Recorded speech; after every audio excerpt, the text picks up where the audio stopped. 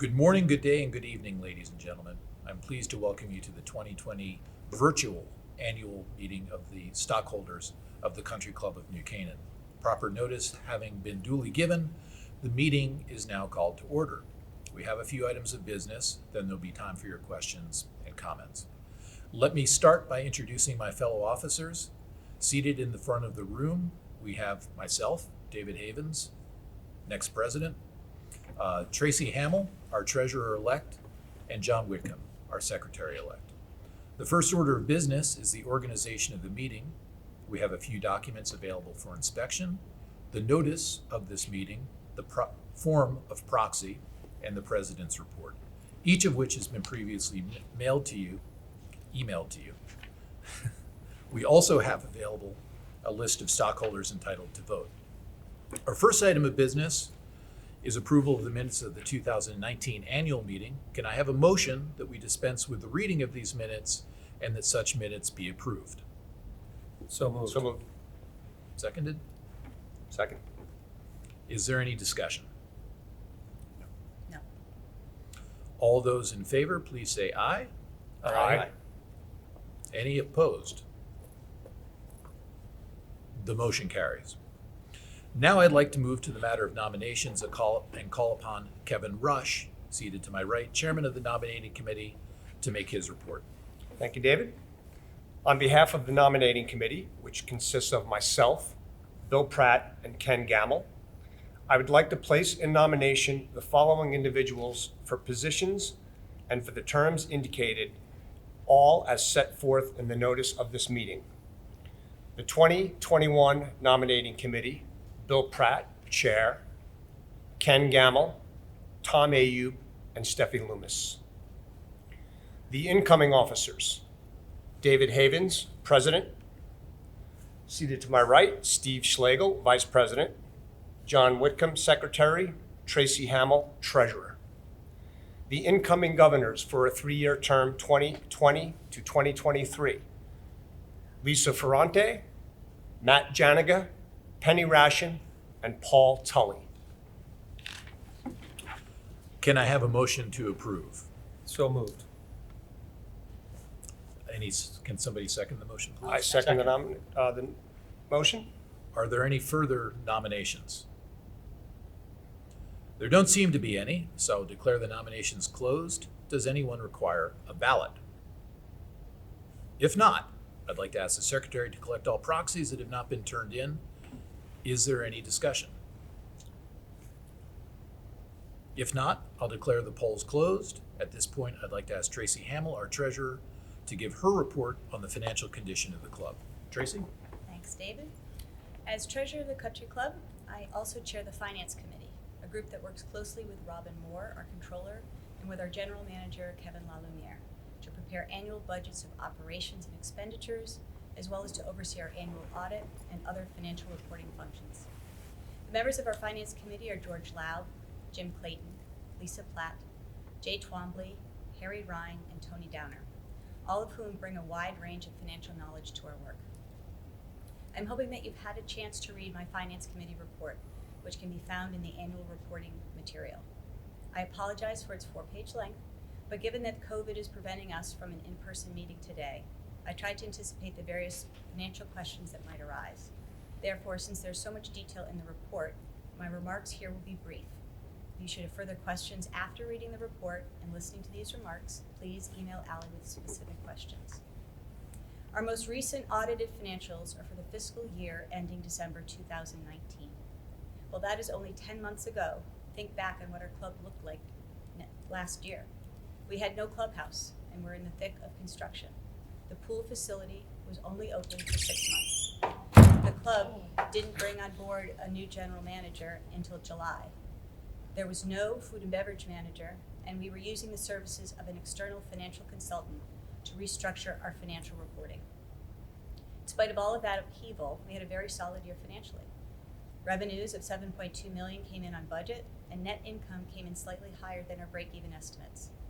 Higher losses from golf and greens, plus higher general administrative expenses due to consultant and outside professional fees, were offset by higher food and beverage income. the latter of which came in above both revenue estimates as well as gross margins. The club spent $526,000 on capital expenditures outside of the construction project, and our balance sheet ended the year with $4 million in cash, $24.4 million in facility improvements, $2 million of subordinated debt, and $14.5 million out of the ultimate $16.5 million of bank debt. The 2020 budget was prepared by the Finance Committee, our financial consultant, and Kevin LaLumiere, and this was approved by the full board last December.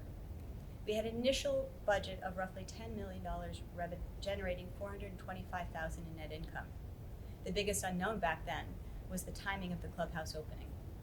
Little did we know that COVID was just around the corner. The club was actually ahead of budget through April, but COVID delayed the opening of the clubhouse, temporarily closed our golf course and squash facilities, eliminated guests and therefore the associated fees for a prolonged time, and restricted indoor dining.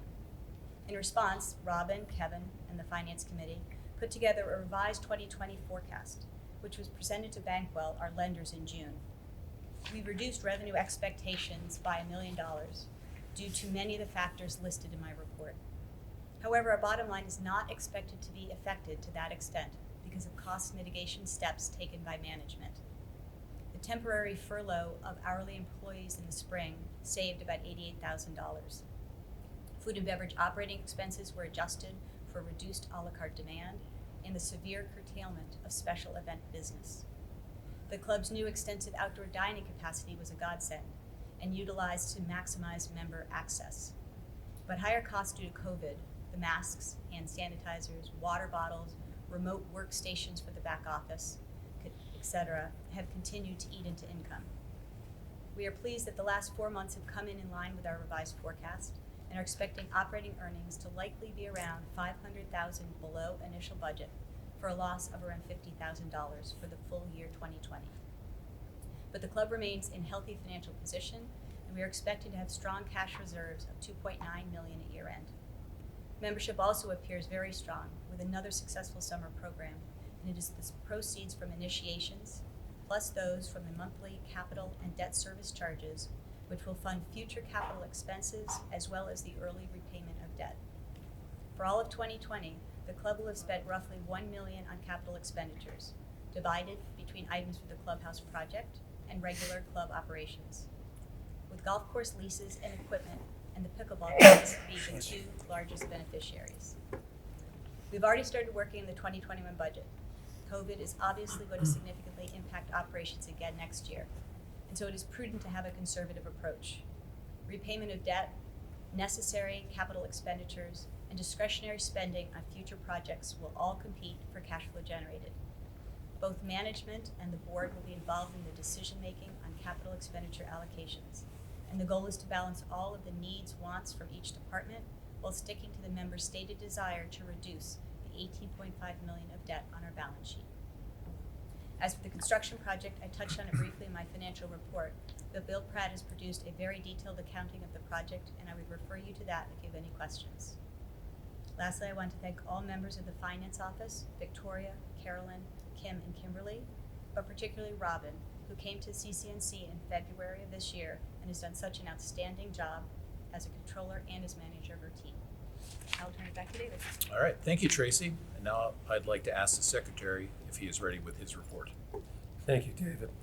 Mr. President, more than a majority of the votes cast, indeed virtually all of the votes cast, have been voted for the election of each of the nominees. That's terrific, John. Thank you. I hereby declare that the nominees have been duly elected to serve in the positions and for the terms indicated. I'd like to thank those who have served their time and efforts and welcome the new governors, new executive committee members, and the returning nominating committee. I'd also like to just spend a moment to make a couple of remarks myself. Again, welcome to the new board members, Lisa Ferrante, Matt Janiga, Penny Rashin, Paul Tully, and our new incoming Vice President, Stephen Schlegel. And thank you to our outgoing board members, Jay Twombly, Jeannie Shaw, Tim Brown, Michelle Sloan. Everybody has spent a tremendous amount of time and effort volunteering on behalf of the club, so thank you for that. I would also like to especially thank and recognize Dr. Tom Ayub, who is not here overseeing today's meeting, for his tireless dedication to the club.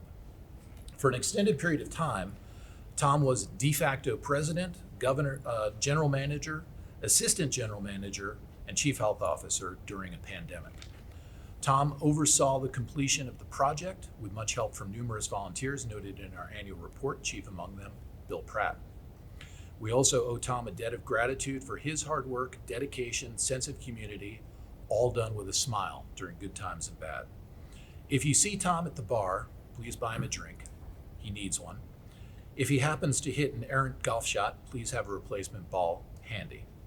Thanks, Tom, for all you've done and for assembling a first-class team on the board and his staff under the leadership of Kevin LaLumiere. So thank you very much, Tom.